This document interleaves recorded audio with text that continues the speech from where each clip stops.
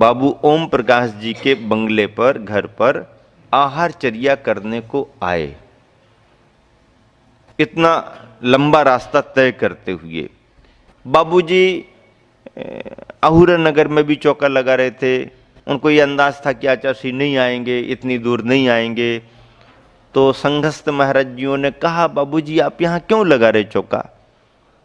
आचार्य उतने दूर थोड़ी आ पाएंगे। अरे अपना द्वारा परीक्षण करो, हो सकता पुण्य का योग बने तो आचार्य आ भी जाएं। ट्रैफिक बहुत, भीड़ भाड़ भरा इलाका, लेकिन होते करते आचार्य का मन बना। पार्ले पॉइंट पर उस समय इतनी व्यवस्था नहीं थी, तो इस तरह से आचार्य आहुरा नगर से लगभग मेरे ख्याल से 2.5-3 किलोमीटर की दूरी हो सकती है, इससे भी ज़्यादा भी होगी, क्योंकि आहुरा नगर से तो मैं पार्ले पॉइंट आया नहीं, तो पूरी दूरी तो मालूम नहीं है, लेकिन 3-4 किलोमीटर भी हो सकती है।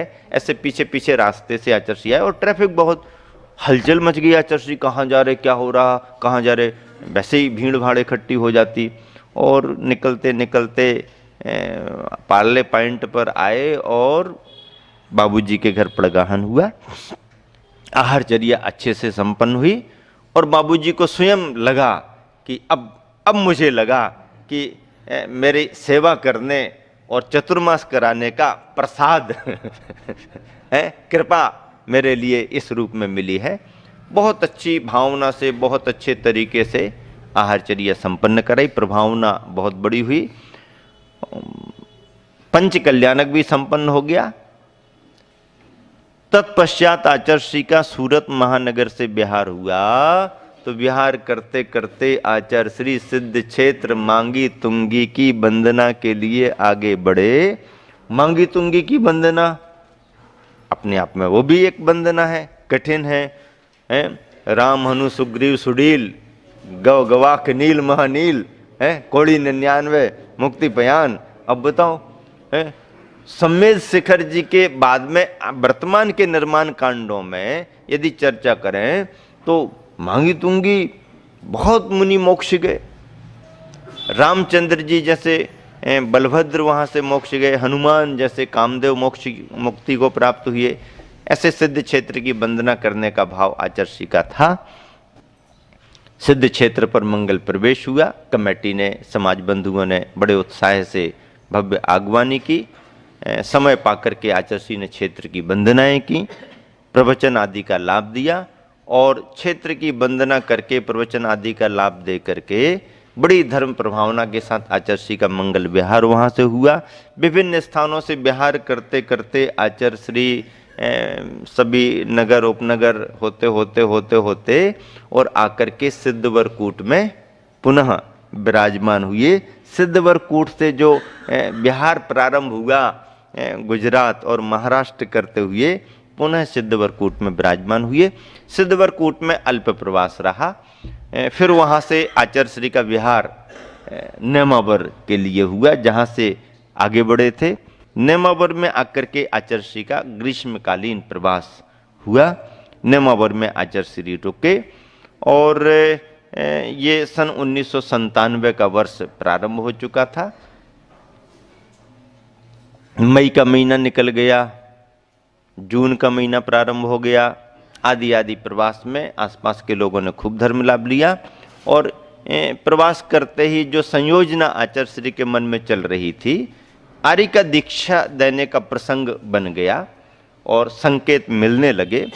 आर्य का दीक्षाएं होने वाली हैं, बहनों के निवेदन प्रारंभ हो गए। इस 1997 के वर्ष में ग्रीष्म काल में हम सागर में विराजमान थे, तो सागर में भी हलचल आई की दीक्षाएं हो रही हैं। तो आश्रम में रहने वाली छोटी बहन ममता के भाव बने कि हम भी निवेदन करेंगे। तो आकर के पहले उसने पूछा, महाराज जी दीक्षाओं की चर्चा चल रही है, हमारे भी भाव हैं। तो हमने कहा निवेदन करो, निवेदन कर लो। तो ऐसा करके प्रोत्साहित भी किया।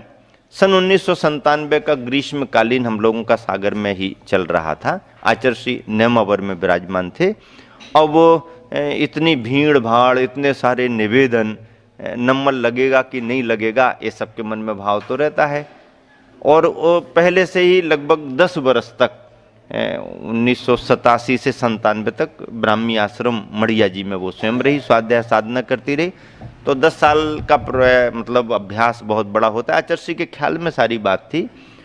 तो उन्होंने तो स्वयं सहज निवेदन किया। मैंने भी अपनी भावना से एक पत्र आचार्य श्री के नाम पर लिखा आचार्य श्री के पास में, उसी को दे करके कि ठीक है आप अपना निवेदन करना, हम भी पत्र लिखे देते हैं। पत्र लिखा। पत्र में मैंने ऐसा कोई आचार्य श्री को निवेदन नहीं लिखा कि, हमने तो यही लिखा कि चर्चाओं के माध्यम से जानकारी मिल रही है कि आर्य का दीक्षाएं होनी हैं और संचालिकाएं आदि भी बता रही हैं, बहनों के निवेदन हो रहे हैं, आश्रम में रहने वाली इनका भी ऐसा ऐसा भाव है, और बाकी जानकारी तो संचालिका को होगी और आप स्वयं समझते हैं, आप देखें और उसका निवेदन इस स्वरूप में है आदि आदि। तो बस आचार्य श्री ने देखा, और ये तो एक सेकेंडरी है, इसका कोई महत्व भी नहीं है, लेकिन सामने वाली साधिका की साधना पहले देखी जाती है, तो उसमें उनका क्रम तो लगा ही होगा, रहा ही होगा। आचार्य श्री ने सहज ही आशीर्वाद दिया, हाँ हाँ ठीक है, निश्चिंत रहो। और बड़ी रूप में संयोजना हो रही थी। और जब कभी भी आर्यिका दीक्षा वगैरह होती हैं तो बड़ी आर्यिकाओं से भी पूछताछ वगैरह होती है, बहनें कहाँ रहीं, कैसी रहीं, संचालिकाओं से भी पूछताछ होती है। तो उसी के हिसाब से जैसे चुनाव के समय में टिकट देने के लिए बायोडेटा वगैरह ये सब और क्या क्या है लाभ अपना अपना ऐसा निकाला जाता है ना, तो दीक्षार्थी के लिए भी दीक्षा के समय कहाँ रहे, कैसे रहे, कितना अध्ययन किया, कहाँ किसके संग में रहे, ये पूछताछ होती ही है, स्वाभाविक है। स्वास्थ्य वगैरह के बारे में भी जानकारियाँ ली जाती हैं। तो निवेदन हो रहे थे, दीक्षाओं का क्रम बना, और 1 जून की तिथि रही। ऐसे 1 जून की पावन तिथि पर नहीं, 6 जून की तिथि रही, 6 जून रहा, हाँ आप सबको याद है बराबर। तो 6 जून की तिथि रही, और महीना भी संभवतया नहीं, आषाढ़ नहीं था, ज्येष्ठ बदी एकम शायद आ चुकी थी, कृष्ण पक्ष निकल गया था, ज्ञान सागर जी महाराज जी का समाधि दिवस हो चुका था, उसी के जस्ट बाद ज्येष्ठ शुक्ला एकम प्रतिपदा आदि की कोई तिथि थी, और 6 जून की तारीख पड़ी 1997 में। 29 आर्यिकाओं की दीक्षा हुई। कितनी आर्यिकाओं की दीक्षा हुई? 29 आर्यिकाओं की। सूत्रमती को आदि लेकर के सुधारमती अंत में रही, ऐसी 29 आर्यिकाएं की दीक्षा नमवर सिद्धोदय सिद्ध क्षेत्र पर संपन्न हुई। और उस दीक्षा के क्रम में 29 दीक्षाओं में ब्रह्मचारिणी बहन ममता जी का क्रम 6वें नंबर पर लगा, क्योंकि वो बाकी बहनों में पुरानी भी थी, बड़ी थी, 10 साल आश्रम में भी रहीं, अध्ययन वगैरह भी उन्होंने बहुत अच्छे से किया, तो ये 6वां नंबर लगा। अब 6वें क्रम में भी सोचने में फिर ये आया कि नामकरण भी हुआ तो उनको संयममती नाम मिला। अब संयममती नाम मिला तो जून का महीना 6वां महीना जून का 6वां, तारीख भी 6 और दीक्षा का क्रम भी 6वां, दीक्षा का क्रम 6वां और नाम भी मिला तो 10 धर्मों में से 6वें नंबर का संयम। हमने कहा गुरुदेव का ये तो योग बहुत अच्छा बना। ऐसा करके सभी बहनों की दीक्षा, उनके अपने निवेदन, और जब दीक्षाएं होती हैं तो समाचार मिलने पर परिवारीजन, रिश्तेदार, कुल कुटुंब सब उपस्थित होते हैं। अच्छा भी रहता, उपस्थित होना भी चाहिए। ऐसा करके नेमावर में बहुत अच्छी उपस्थिति में श्रावकों की, श्रद्धालुओं की, दीक्षार्थियों की, उनके परिवारीजनों की उपस्थिति में आचार्य श्री ने दीक्षा कार्यक्रम संपन्न किया। और उसी वर्ष आचार्य श्री का चातुर्मास नेमावर में ही स्थापित हुआ। आर्यिकाओं के तो बिहार करा दिए गए, आर्यिकाओं के तो चतुर्मास बागीधोरा, अच्छा बागीधोरा श्वेतमती माता जी भी थी उसी ग्रुप में। तो बागीधोरा वालों को तो बराबर याद रहेगा। हाँ, तभी तो धनपाल जी बता रहे ना। हाँ, तो ख्याल में तो आता है ना, भाग्यशाली है। मतलब उन 29 आर्यिकाओं में बागीधोरा का क्रम नंबर लगा और नगर गौरव के रूप में क्यों नहीं, उनको तो याद किया ही जाएगा। तो इस तरह से ये सभी दीक्षाओं के क्रम संपन्न हुए, चातुर्मास स्थापित हुआ और चातुर्मास स्थापित होते ही देखो नेमावर जैसी भूमि का इतना पुण्योदय आया कि पुनः अगस्त का महीना आते 18 अगस्त 1997 को उपशांतमती आदि 14 आरिकाएं दीक्षाएं रक्षाबंधन की तिथि में पुनः हो गई। 29 पहले हो गई और रक्षाबंधन की तिथि पर 14 आरिका दीक्षाएं और हो गई। और चतुर्मास में फिर ऐसा योग बना कि शरद पूर्णिमा की तिथि आते आते शरद पूर्णिमा पर 10 मुनि दीक्षाएं और हो गई। 10 मुनि दीक्षाओं में अपूर्व सागर, प्रशांत सागर, निर्वेक सागर, विनीत सागर, निर्णय सागर, प्रबुद्ध सागर, प्रवचन सागर, पुण्य सागर और प्रसाद सागर। प्रसाद सागर के बारे में क्या बताएं। प्रसाद सागर जी अपने मध्य प्रदेश से ही सिहोरा जबलपुर पनागर के पास कटनी के बीच में सिहोरा है, वहाँ के हैं। शिक्षा के रूप में उन्होंने इंजीनियरिंग की डिग्री ली है और प्रारंभिक समय में उनके परिवार में भी धार्मिक संस्कार बहुत रहे।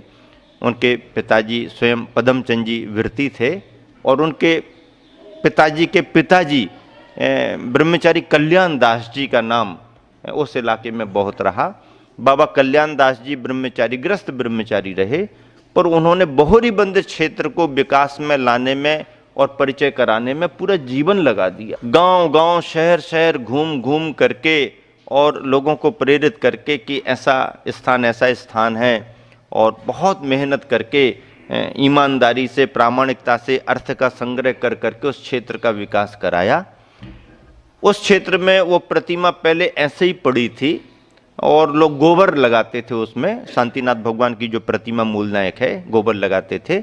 और उस इलाके की मान्यता थी कि किसी का कोई काम बिगड़ रहा हो या करवाना हो, बनवाना हो, तो एक झाड़ू ले जा करके उस प्रतिमा में झाड़ू मारो और खनुआ देव के नाम से, खनुआ देव, खनुआ बाबा हमारा ये काम कर दो, खनुआ बाबा हमारा ये काम कर दो, ऐसा मान्यता थी कि ऐसा करके आएंगे तो होगा। अजैनों की श्रद्धा रहती थी, वो क्या समझे जैन मूर्ति क्या है। ऐसा जब मालूम चला कि उस गांव में ऐसी प्रतिमा है, ये तो जैन प्रतिमा है, तो सिहोरा के पास बोहरी बंद, तो बाबा कल्याण दास जी ने बहुत मेहनत करके जबलपुर और कटनी सब दूर दूर घूम करके देश में सबको प्रेरित किया। फिर कार्य शुरू करा, प्रतिमा को खड़ा करा, गांव के लोगों को खुश करने के रूप में बच्चों को अपना सामान ले जाते, खाने पीने का सामान ले जाते, बच्चों को बांटते, गांव के लोगों को देते, तो लोग विश्वास करने लगे। फिर धीरे धीरे उनने जगह निकाली, प्रतिमा को खड़ा कराया। नमक का त्याग कर दिया था उन्होंने कि जब तक हम प्रतिमा खड़ी नहीं करा देंगे नमक नहीं खाएंगे, ऐसा ऐसा नियम लेकर के पूरा। तो वो संस्कार परिवार में थे। प्रसाद सागर जी डिग्री लेकर के आगे बढ़े और प्रारंभिक समय में स्वाध्याय साधना करते रहे। 3 वर्ष हमारे साथ चातुर्मास किए। पहला उन्होंने 1994 का कटनी चातुर्मास किया, दूसरा 1995 का भोपाल चातुर्मास किया और तीसरा 1996 का गोटेगांव चातुर्मास किया। और गोटेगांव के चातुर्मास में जैसे ही आचार्य श्री गिरनार जी पहुँचे, हमने कहा गिरनार वंदना कर लो, तुम लोग भी ब्रह्मचारी हो। 2-3 ब्रह्मचारियों को संकेत दिया और यदि और अच्छा लाभ लेना है तो आचार्य श्री को निवेदन कर लेना। बोले हमारा परिचय, तो हमने कहा हम पत्र लिखे देते हैं। छोटा सा पत्र एक लिख दिया, दे दिया, पत्र जाकर के दिया। आचार्य श्री ने तुरंत कहा हाँ अब बस यहीं पर संघ में रहो और संघ में एंट्री उनकी हो गई, ड्रेस बदल गई। और गिरनार जी से लेकर के आते आते अब देखो ना कितना कम समय, क्षुल्लक दीक्षा भी उनकी संभवतः नेमावर में ही हुई, क्षुल्लक दीक्षा भी नेमावर में हुई और मुनि दीक्षा भी। मुनि दीक्षा और क्षुल्लक दीक्षा में ज़्यादा अंतर भी नहीं है। तो ऐसा करके उनका बड़ा सुयोग बन गया, मुनि दीक्षा हुई और आज भी इतने वर्षों से आचार्य श्री की सेवा में और वात्सल्य के रूप में और वैयावृत्ति के रूप में तो उनकी फुर्ती और भावना देखते बनती है। लोग तो संघ के डॉक्टर महाराज सारे संघों में कहाँ क्या, और संघ के महाराजों को क्या क्या दवाई देना, ये करना वो करना, ऐसा करो वैसा करो। भैया वृत्ति की विशेष भावना उनकी अपनी पहचान है। आचार्य श्री की कृपा और उनका अपना समर्पण भाव तो है ही सभी को मालूम। और ऐसा करके आज एक अच्छी जगह पर अच्छे रूप में इतना लंबा सानिध्य उनको गुरु का मिल रहा है और स्वाध्याय लाभ ले रहे, साधना का लाभ। हाँ, मतलब गृहस्थों को भी यदि कोई परेशानी असुविधा हो जाए तो वो अपने वात्सल्य भाव से, और समाज में भी आचार्य निर्देश भी देते रहते। संघों में भी यदि कोई समाचार वगैरह भेजना हो तो कभी योग सागर जी महाराज जी समाचार भेज देते हैं, कभी और कोई महाराज जी, प्रसाद सागर जी को विशेष ये जवाबदारियाँ, ये काम करो, और वो अपने समर्पण भाव से गुरु भक्ति के रूप में करते भी रहते हैं। ऐसी पहचान उन्होंने अपनी बनाई है। और ऐसे प्रसाद सागर जी को 10 मुनि 10 दीक्षाओं में प्रसाद सागर अंत में नंबर लगा। तो वो जब कभी भी अपना कोई भी समाचार यहाँ वहाँ करते तो सिद्धोदय अंतिम प्रसाद सिद्धोदय अंतिम प्रसाद, मतलब गुरु का अंत में प्रसाद अंतिम प्रसाद मिला। ऐसा करके आचार्य श्री का ये चतुर्मास 1997 का संपन्न हो रहा है, हुआ है, दीक्षाओं के साथ संपन्न हुआ। हम लोगों का चतुर्मास 94 का कटनी हुआ, 95 का चतुर्मास हमारा भोपाल हुआ था, 96 का गोटेगांव हुआ था। और एक विशेष संदर्भ जो मुझे याद है उसकी चर्चा मैं कल करूँगा। गुरुवर आचार्य श्री का बड़ी धर्म प्रभावना के साथ नेमावर का प्रवास सफल रहा, सार्थक रहा। जिस समय 97 में हम लोग सागर में विराजमान थे तो आचार्य श्री को आगमन कराने के रूप में एक बहुत बड़ी संयोजना के साथ वहाँ बहुत बड़ा विधान आदि का कार्यक्रम करके जो समाज बंधुओं को आचार्य श्री के चरणों में भेजा था, तो एक बहुत बड़ी उपस्थिति के रूप में आचार्य श्री को वातावरण देखने को मिला। प्रसन्नता के साथ आचार्य श्री ने हास्य में ऐसा कहा भी, अरे सागर वाले इतने सारे लोग यहाँ आ गए, क्या बात है। ये नेमावर छोटा सा, तो आचार्य श्री कहते हैं प्याले में तूफान कैसे दिख रहा है भाई ये प्याले में तूफान कैसे आ रहा है। नहीं आचार्य श्री आपको सागर आगमन कराना इसलिए निवेदन करने आए, इत्यादि प्रकार से गुरुवर आचार्य श्री का प्रवास बहुत अच्छे अनुभवों से साधना स्वाध्याय के रूप में, और नेमावर जैसी जगह का साथी सह पुण्य का योग कुछ इस तरह आया।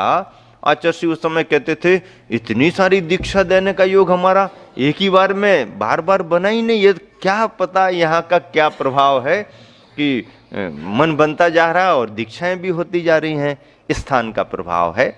ऐसी सिद्ध भूमि सिद्धोदय नेमावर में 1997 का चातुर्मास आचार्य श्री का संपन्न हुआ। तत्पश्चात विहार करते हुए आचार्य श्री कहाँ कैसे पहुँचते हैं इसकी चर्चा आगे आप सभी को सुनने को मिलेगी। समय हो गया है, इसी शुभ भावना से विराम देता हूँ। महावीर भगवान की।